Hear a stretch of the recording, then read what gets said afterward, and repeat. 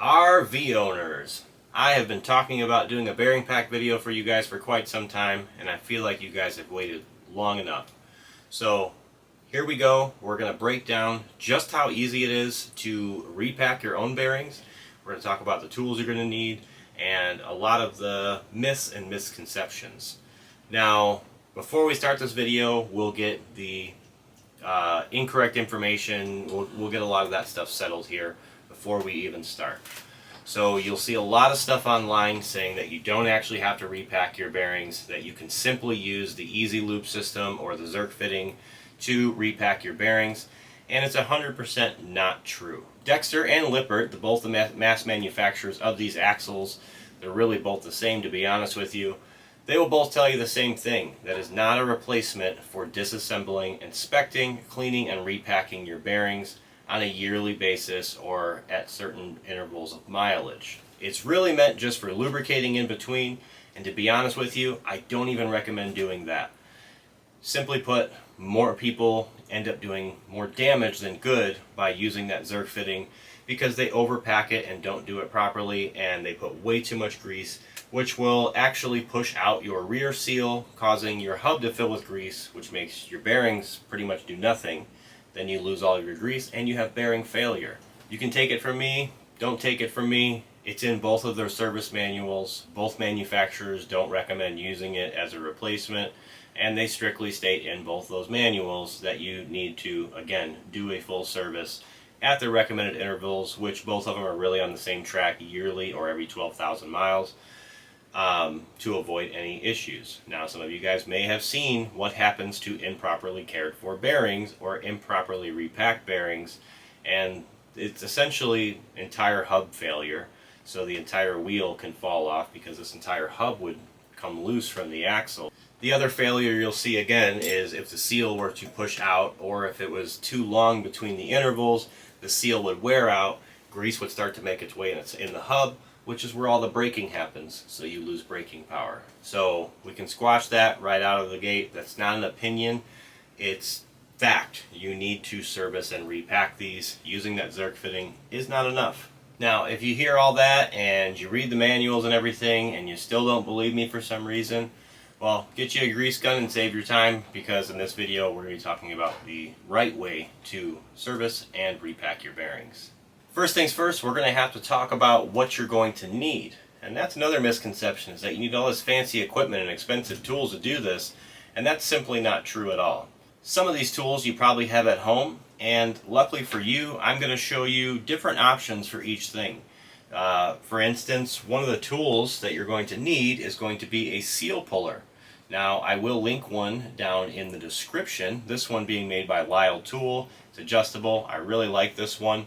But in all honesty, a claw hammer works just fine too. I've used a claw hammer in a pinch plenty of times, and as long as you do it the right way, same with that one, you have to do it the right way so you don't damage the bearing, it can be done. Now, while we're on tools that you probably already have, a flathead screwdriver is going to come in handy while you're doing this. A standard pair of channel locks, sometimes needle nose, it depends on how good you can get into little spaces.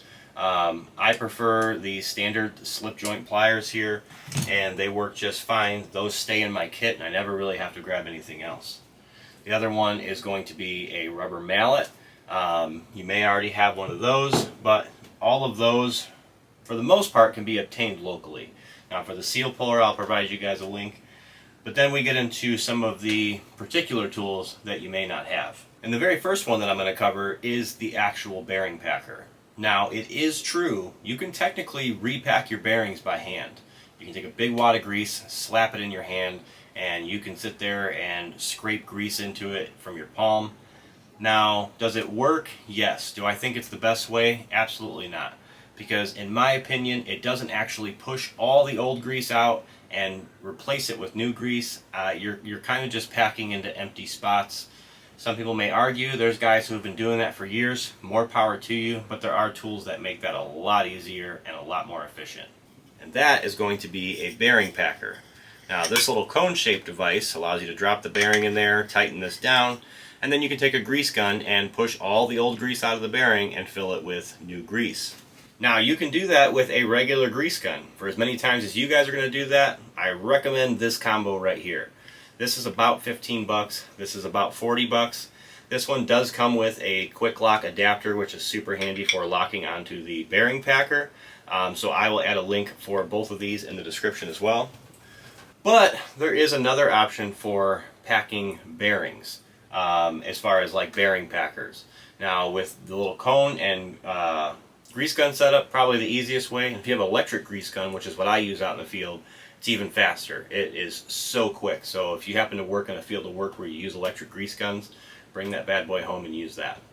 But in all honesty, the absolute cheapest way and most compact way is going with a manual bearing packer. This one, again, made by Lyle Tools. Lyle makes a lot of great tools. But this is the Lyle 34550. Now this one, you will have to fill with grease, which you just take it right out of the tube and put it in here. Put the bearing in and you press it down. And I will say, if you got arthritis or you're not real strong in the hands, this one might not be for you, because you do have to put quite a bit of force into this thing to get it to push the old grease out and fill it with new grease. But this is definitely the most inexpensive option. Now, to be honest, this next tool is probably the one a lot of you guys are going to skip on, because it's one of those tools that has a replacement you probably have at home, and because it's typically only sold as a kit. And that is going to be a seal setter. It's usually called like a bearing and race setter and seal setter, and they usually come in a kit. Essentially what this is going to do is this is going to allow you to hit this part with a hammer and evenly set your seal in, so that your seal's not going in crooked, you don't bend them, you don't break them, or set them in crooked. Now, a lot of people will argue that a block of wood on top of the seal while you're hitting it in will do the same thing, and I'm going to have to agree. I've tried that method multiple times in a pinch, and it works, but use caution. You really want that seal to go in straight.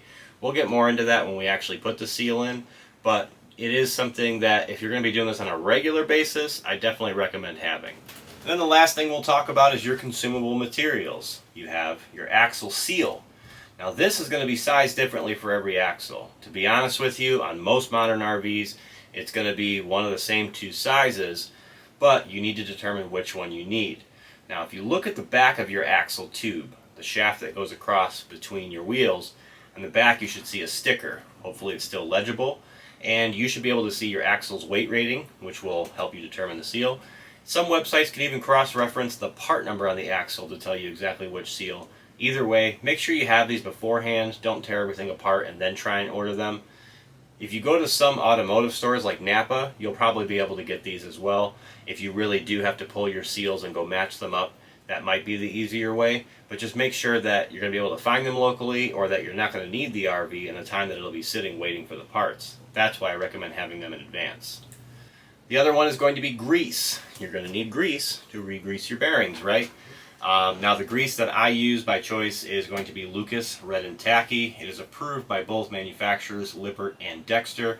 Although if you happen to have a paper manual, like the actual book for a Dexter axle, which is no longer in print, it won't list Lucas Red and Tacky. It was added after the book was removed from print, so it is now in their online documentation.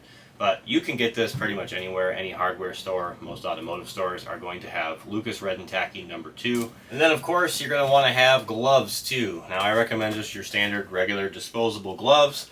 Now I know the comment's going to come in, you're afraid to get your hands dirty. No, I'm not afraid of getting my hands dirty, I'm afraid of liver cancer. Most people don't know this. I didn't know this until somebody told me. It's more than just being dirty. Those petroleum products are absorbed through your skin transdermally. And where do they go? They go to your liver. It's a fun little research project for you if you want to look it up, but I definitely recommend using gloves of some sort. But again, the rubber disposable ones are best because you're going to be working with grease. And then of course you have rags. I buy these really cheap shop rags from Menards. I pay like $6 for 50 of them, and I can do 2-3 bearing packs with one pack. You can use cut up old t-shirts, anything that you're willing to throw away, because good luck trying to wash all that grease out unless you have some kind of commercial washer. So that's really all you're going to need as far as repacking the bearings. Most of that stuff is reusable. The tools are all reusable. A lot of the tools you may already have. So now that we know exactly what you need, we're ready to go. Let's get into the process of actually cleaning, inspecting, and repacking your bearings. Now, I do advise you to watch this video in its entirety before you begin the process. This is not as much of a follow along as you'd like to think it would be. You could always watch it again to follow along so you make sure you don't miss any steps, but I do recommend watching the video in its entirety before beginning this project. Alright, so now we have our hub, which is the star of the show. You're going to remove the tire, and this is exactly what you're going to be left with right here. Now, all that action is going to begin behind this dust cap right here. Now, this is where the rubber mallet comes in, and there's a little bit of a technique to this, because you don't want to hit straight down. It's not going to do too much but dent this. You're using a rubber mallet because it has some grip to it, and you kind of want to come at it with a forward action. I don't know if you can see that angle on that, and that cap will come off. Now that we have that cap off, you can see all the inner workings in here, and we're going to start getting that apart. This is that Zerk fitting that everybody talks about attaching a grease gun to and just pumping them full of grease, but as we talked about, I definitely don't recommend that. Now, one thing I do recommend is taking a rag, or in a lot of cases I'll actually use a piece of scrap wood, and set everything here. You don't want your bearings or anything getting dirty, especially if you're out in the driveway doing this. You want to keep it all neat and organized. And I'll show you one more thing you can do to ensure that you're not mixing anything up. And that is, as you're taking things apart, pulling your cap off, next will be the axle nut and all of that. I'll put it in order right here. This is how I used to teach new tech, so you don't get none of it mixed up. None of your bearings will get mixed up or anything like that. Keep it in a nice row. You're going to put it back on in a reverse order, and you really can't mess that up. Now, mine didn't have it because this one's been taken apart I don't know how many times for demonstration, but you will have a cotter pin going through right here and bent up on both ends. You may have a little plastic or a metal clip that's clipped over all of this instead of the cotter pin. That simply pops off with a flathead screwdriver, or if you get your slip joint pliers, you can usually get on the outside of it and pop it right off. This was built around this type of axle that utilizes a cotter pin, so you're simply going to bend those out of the way, make them straight, and you will then take that cotter pin and pop it up. Sometimes this can be a bit of a pain and involves kind of bending it around everywhere. Me trying to do it behind a camera isn't exactly the best right now, but usually once it pops up on the top right there, I'll go ahead and grab it and yank it free. Now, this is a consumable part. Although you can definitely stick that back in there and bend it again, the more times you bend this, the more chances it has to break. If this breaks and this snaps, because you see it's not very thick, nothing is stopping this axle nut from turning now. That's what stops this from backing off. So while you're driving down the road, this could actually come loose, and that's the only thing holding your hub on. Now, this should be finger tight, but you will hit some spots in the threads that are a little difficult. Don't be afraid to get the slip joint pliers on there, adjust it to the correct size, and get it off. Now, if you've got a socket that big, you're more than welcome to use it. That's what I use, but I'm trying to show you guys the way that makes sense to you without buying a bunch of expensive tools or owning an entire toolbox. But if you happen to have the socket, more power to you. So that axle nut is then going to come off. We'll set that off to the side on our rag over there. Now, this part's where it gets tricky. Now, what I recommend doing, and I actually backed off here so you can see a little better, is one, having a rag down, or if you have that piece of wood I was talking about, having that down here, because in this part, it's very likely your bearing's going to fall out. If that bearing, at any point during this process, falls and hits the ground, you need a new bearing. Do not drop your bearings. Be very careful with them. For as much heavy work as they do in here, you'd be surprised at how easy it is to damage one. And dropping one, even from just a couple feet onto the ground, can nick the bearing and cause failure. But you're going to grab the back sides of the hub and pull forward, and that bearing will pop loose, and as you can see, it just fell out there. Now, if you get good enough, you can try catching that. But now our bearing is out, and then you're going to have this big washer here. So when the bearing sits in there, this washer sits in front of there, and it is going to stop grease from coming out of there and also stop that axle nut from just sitting on there. It gives it a nice smooth surface. It's a very important part of the equation. But technically, these came out at the same time, but if you're keeping things in order, it would go the bearing and then this washer here. Now, the hub will simply come down like this.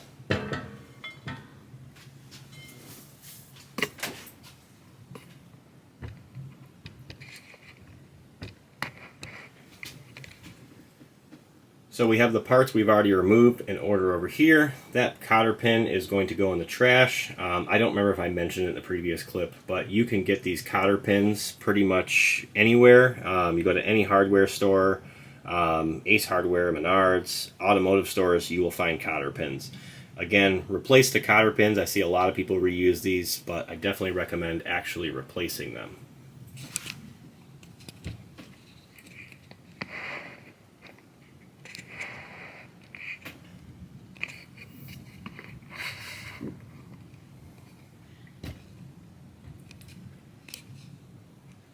So now with the hub, you see we have access to the rear seal, and we cannot get the rear bearing out until we remove that rear seal. This is the rear seal that you'll be replacing, this one here, and as you pump this full of grease, we'll get back to that grease gun topic, this is the seal that will push out when you add too much grease, and it will fill this brake hub with grease, causing your brakes to pretty much not work at all and destroy the hub, if you will. So that is the biggest reason to not do that. Now this is where the seal puller comes in. We're going to use the seal puller to pull the seal out from here, being careful not to damage the bearing or the race where the bearing is sitting. You don't want to damage the outside of the wall here where the seal is going to set in either. So I'm going to show you how to carefully do that using your seal puller.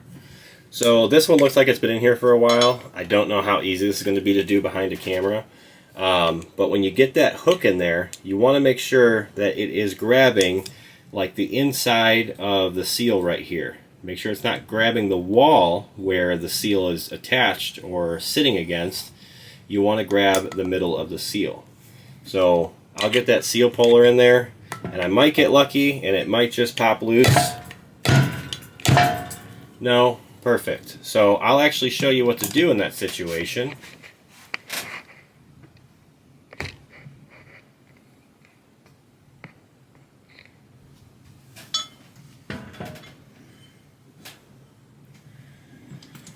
If it's been a long time since your bearings have been repacked, you might find yourself in this exact situation. This demo hasn't been touched in a long time. Try and get you guys a usable view here, so we'll rotate that around. And you'll get that seal puller in there, just like I talked about before, where it's sitting up inside the seal.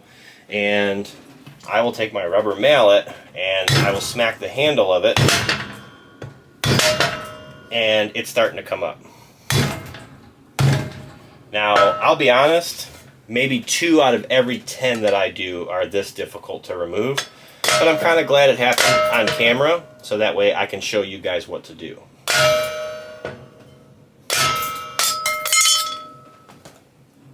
So what just happened there is the seal popped out and fell into the drum.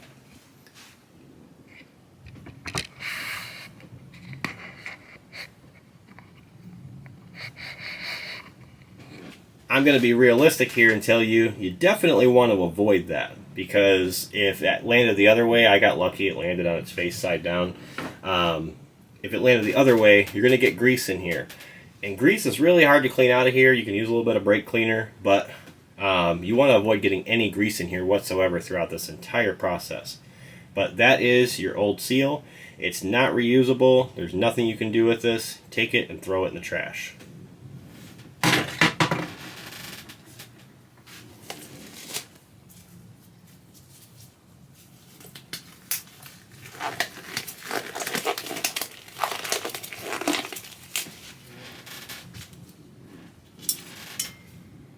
Now right down in here, you're going to have your rear bearing.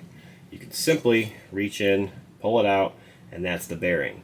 Now you can see at some point this axle had Lucas red and tacky, but if you remember when I pulled the cap out, we had something different.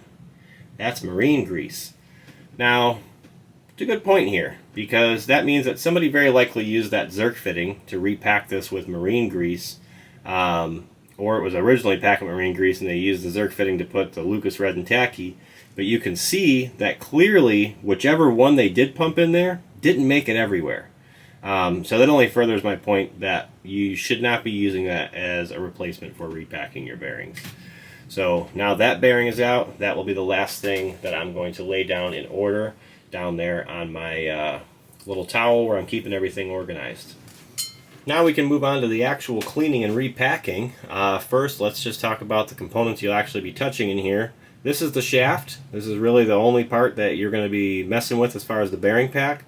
These out here are your brake shoes. You can pay attention to the thickness of your pads here. You can use a micrometer, or they sell a special tool to measure brake pads to determine their thickness and check with your manual to see when they need to be replaced. Now, to be honest with you, you can typically look at them. These still have plenty of meat on them, so they have plenty of life.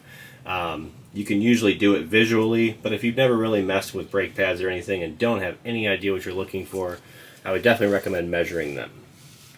So all you're going to do is get on the shaft here and clean it real well. You want to get all that old grease off. It's not so much about being clean, because we're going to throw a bunch more grease in here, right? The main reason that we're going to do this is so that we can inspect the shaft.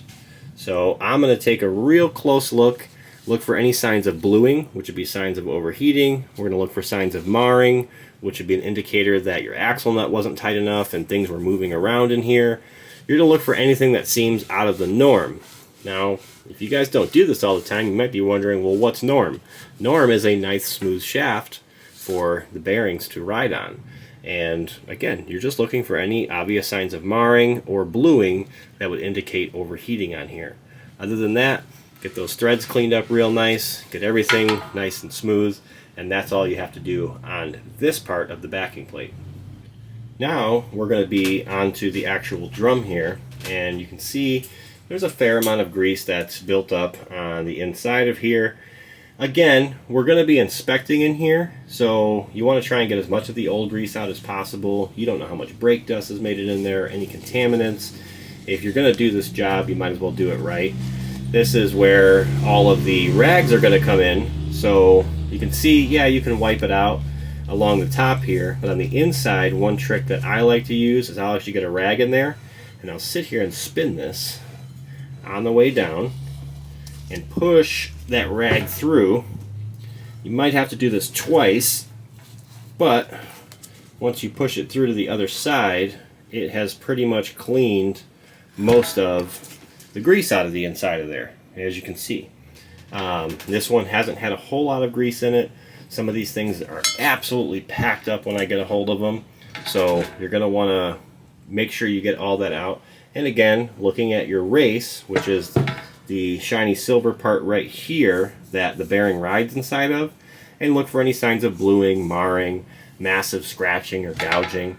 I'll be honest, most of the time if there's any issues with it, it's very obvious. You don't really need a trained eye to determine that something funny is going on. It usually stands out like a sore thumb.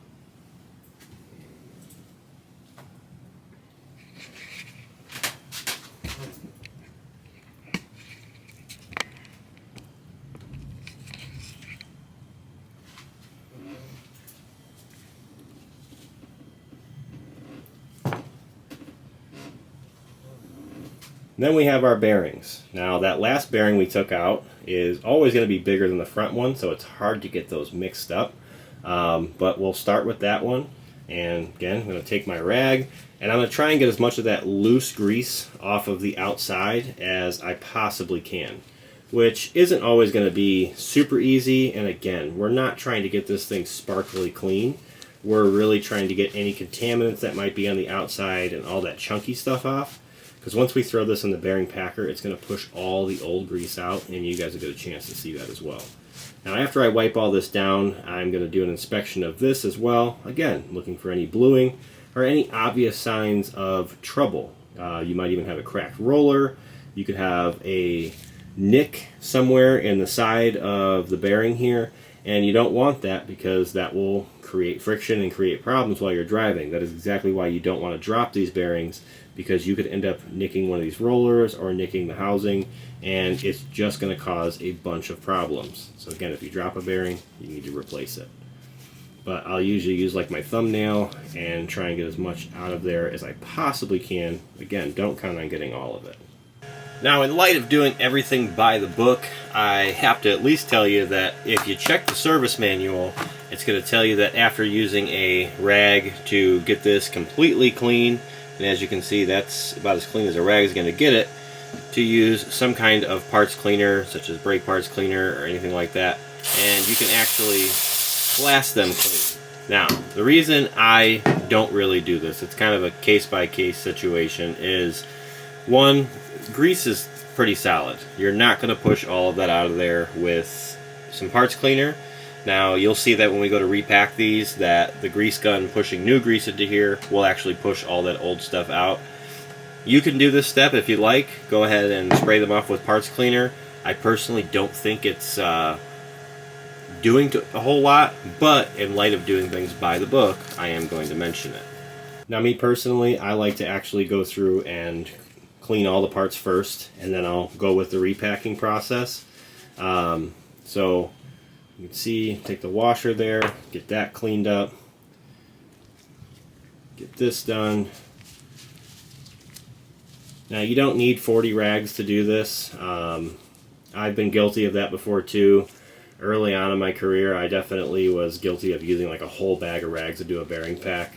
It really depends on how much grease is really in there. But again, you don't need to focus too much on getting them too clean.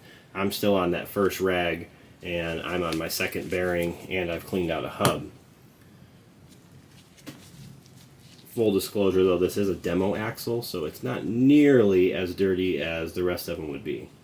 One thing I found that works really well for cleaning these out is you just take the rag and slide it between all of those little castle openings. It's what I call them. Please don't quote me on that, on the castle openings part, but that's just what I call them because it looks like a castle, and it's a castle nut.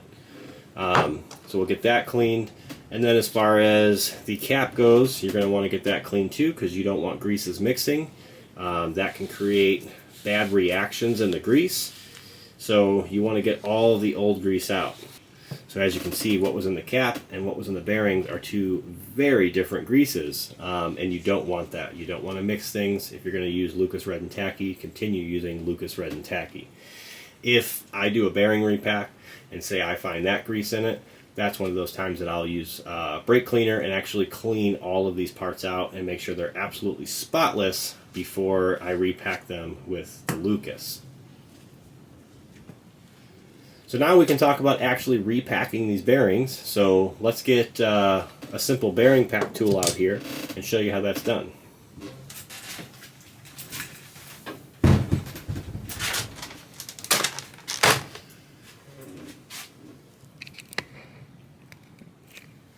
Now again, the Lyle Tool 34550 is hands down the cheapest, and I wouldn't say easiest, but you know, more straight to the point than anything else. Drop the bearing in, you push down, you're going to need a little bit of hand strength, and it will push all the old grease out.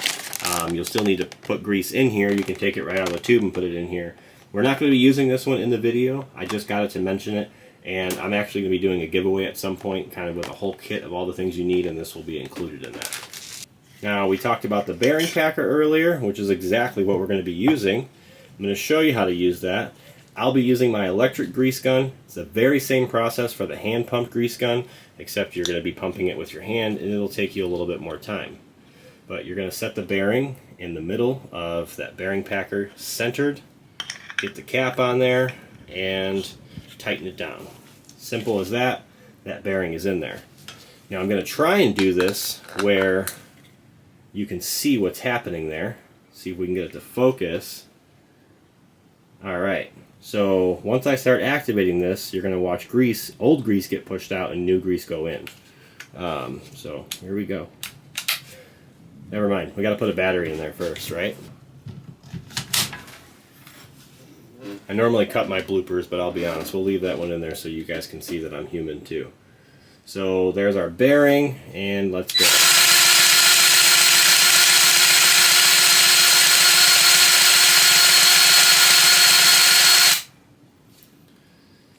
So as you saw there, you can see all that old dark grease that got pushed out, all that black stuff, and fresh new grease has been applied to the bearing. So we'll take that off, and I'm going to leave that bearing right in there. Now that old dark black grease sounds crazy, sounds wasteful. I take a rag, wipe that right off, and toss it. Because I've seen some guys will take that and use that to lube the shaft. That's old grease that we're cleaning out and removing for a reason. So I'm actually going to wipe that away and get rid of it. So that'll all just get scooped away, and we will clean that and do that for each bearing. It's pretty simple. I like this plastic bearing packer because everything comes off of it super easy.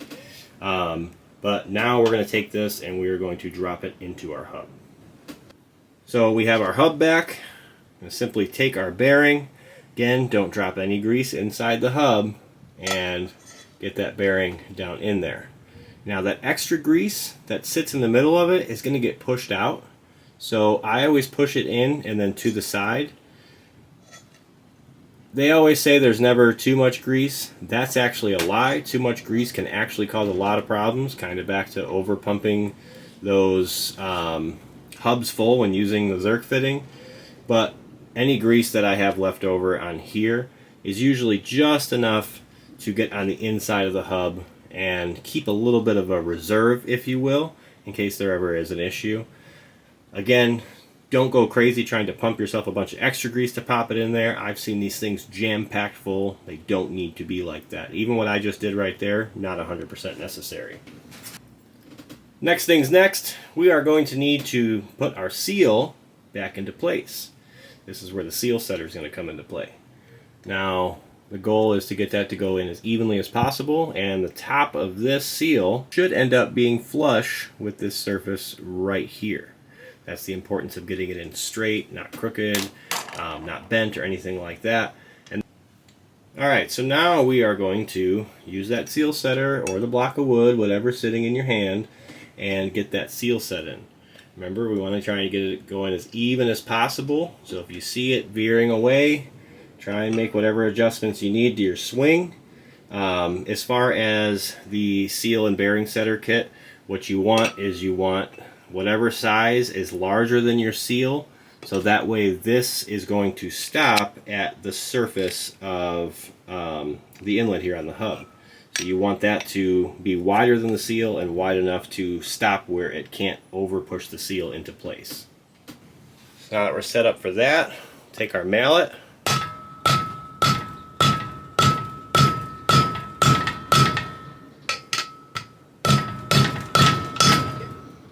See, even with the seal setter, you can end up where it's not going in evenly. But the seal setter stopped me from dropping this side in too deep. So I can make adjustments necessary. Don't ever try and hit it all the way in with just the mallet though, because you can end up hitting one side in too far. Once it's set in all the way, you'll usually hear the tone change a little bit, and the seal will be completely flush with the rim right here that you're setting it into.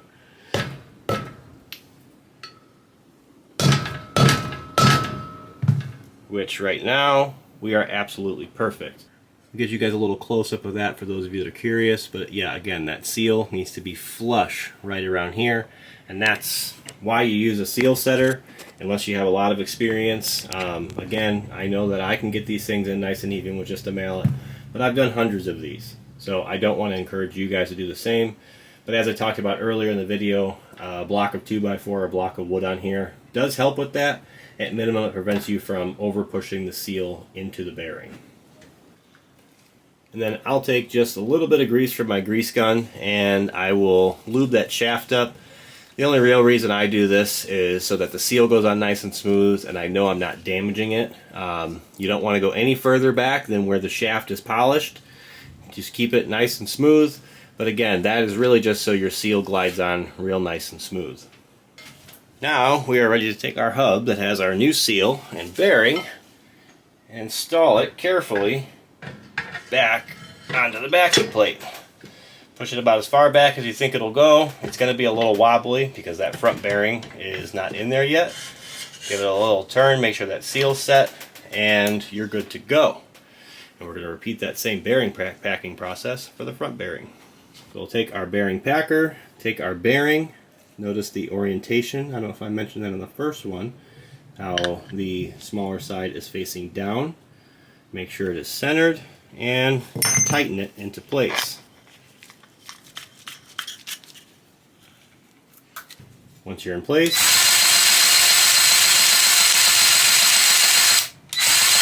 push the old nasty stuff out and you have a freshly packed bearing. Now again, this has been a demo bearing pack setup for a while, so the grease isn't going to be real black. If you're changing at normal intervals, it will likely look a lot worse than that. So then we are going to take that bearing. Notice the orientation. It kind of has that cone shape. The more narrow side of that cone shape, I hope the video is picking that up, is going to go in first. So you'll push that in. This part can be a little messy. And this part can also be a little bit finicky. We just set that down. You may have to kind of wiggle the hub here a little bit and wiggle the bearing. Don't force it. You shouldn't have to hit this, force it, or do anything like that to get this to go in. But you will eventually find where it just wants to seat into the race, which was right there. It slipped right in. And I'll usually give it one little go around. The lubricant from the grease definitely helps here. And that's that. Now that that bearing is in place, we can take the washer, put that in place, and you may find it goes back a little bit more even because now you're applying even pressure. And then we are going to hand thread the axle nut on. And we're going to get a little bit in depth here on the axle nut once I just get it turned over here a little bit. Now I'll read your manual, but on this axle, you would have to tighten this nut to 55 foot-pounds and then break it loose and then back just finger tight. Now the 50 foot-pounds or tightening it is to ensure that everything in here is pressed. All the bearings have been pressed into place and everything has all the preload that it needs on it. That's the entire point in that. Now, I did mention a torque wrench in the beginning because I know a lot of you guys aren't going to do that. I'm going to show you the most realistic way to do it and the way that I guarantee you 80% of people out there are actually doing. Now, a lot of you guys know that I've worked in a dealer with a lot of seasoned techs. I've worked with master techs. You're going to see a lot of people doing this the same way. I might get knocked for this, but let's be realistic. This is how most people are doing it. Again, the correct way is 55 foot-pounds. I usually go with a turn or two after tightening to 55 foot-pounds. You loosen it and then back to hand tight. I know that sounds crazy, but that is what bearings need. They need to have the correct preload. If you over tighten this, one, you won't be able to get the pin in, or if you have a clip, the clip won't go on properly because they're set to the right preload.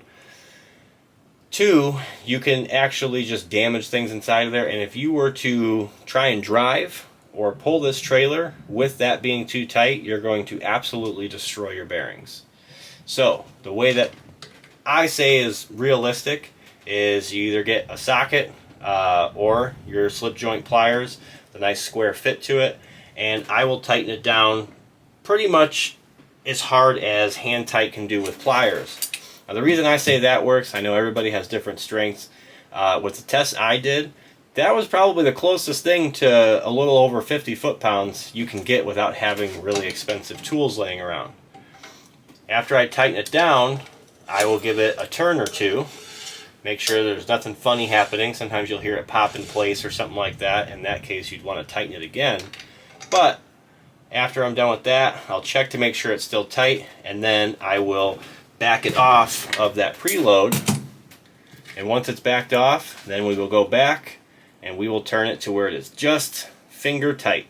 Now, if you'd like to actually reference that, you can see that in the Dexter Service Manual, page 55, that it needs to be tightened to 50 foot-pounds or a 12-inch wrench or pliers with full hand force. So the 50 foot-pounds isn't necessarily meant to be an exact science. It's meant to be an approximate science just to make sure that the preload on the bearings is set properly and everything is where it's supposed to be. Now, this part is kind of hard to mess up because, again, that cotter pin, which for video purposes, yes, I will be reusing this cotter pin because this is never going to go back on an RV again. You won't be able to get that cotter pin in if you over tightened it or under tightened it, because it's set in a very specific spot to go through this castle nut. So if you were to over tighten or under tighten and your pin wouldn't go in or your clip won't go back on, kind of take a step back and try and retighten that back off and finger tight again, because that pin or that clip that goes over the front should fit through there with zero problems. Once that pin, the cotter pin, is back in there, you will take it and bend it in both directions so that it cannot come undone. That is the job of the old cotter pin. So this is where slip joint pliers are probably the wrong part here. We'll come back in with some needle nose that got left in the rain last week and bend those up. There's no real big rhyme or reason to this. They're not going to conflict anything moving in here. Usually just bend one that way and bend one that way. Some people just bend both sides the same way. I prefer to bend them both in opposite directions. After you're done with that, some people like this. I do it myself. If you have an electric grease gun, probably stay away from this. I'll usually try and come here and do like 1 or 2 pumps of grease just to kind of get a little extra in the hub. But because I take that extra and slide it in when I'm doing the rear bearing like I showed you, not really necessary. Again, you actually don't need any extra grease outside of what's in the bearings. Packing your whole hub full is completely unnecessary.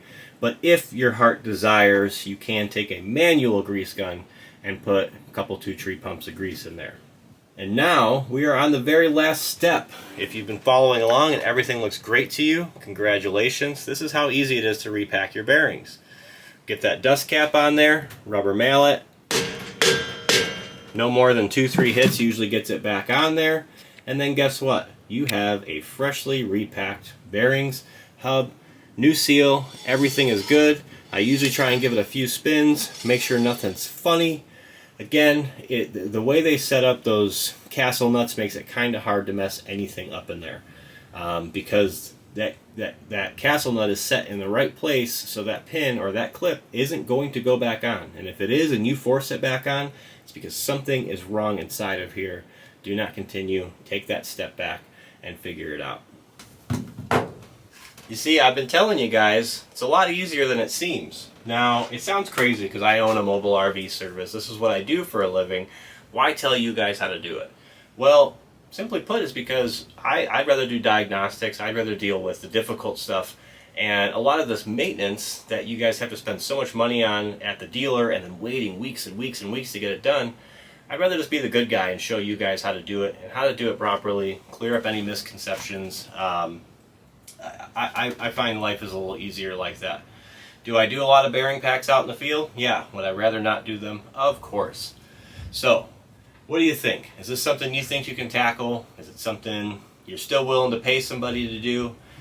Let me know in the comments. If there's any more how-tos you guys are looking for, leave those in the comments as well. A lot of you guys know me from TikTok, and per follower count, I'm a lot cooler on TikTok. But, unfortunately, my videos aren't searchable on TikTok.